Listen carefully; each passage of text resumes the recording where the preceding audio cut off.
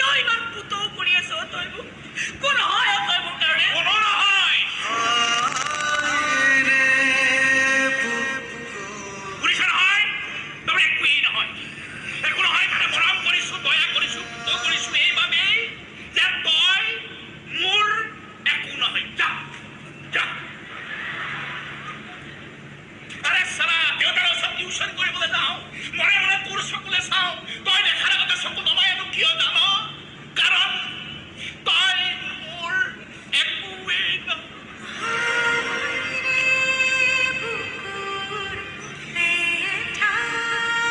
বিয়া হৈছিলি, বিয়া হৈ গুচি গৈছিলি।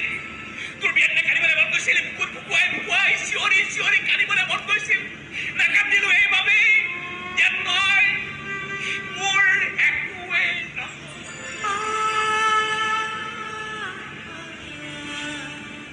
বিয়া হৈ গুচি এদিন কষ্ট পালি, মোৰ কষ্ট দেখি মৰম কৰিবলৈ মন গৈছিল। কুকুৰ মাজত সোমাই আশ্ৰয়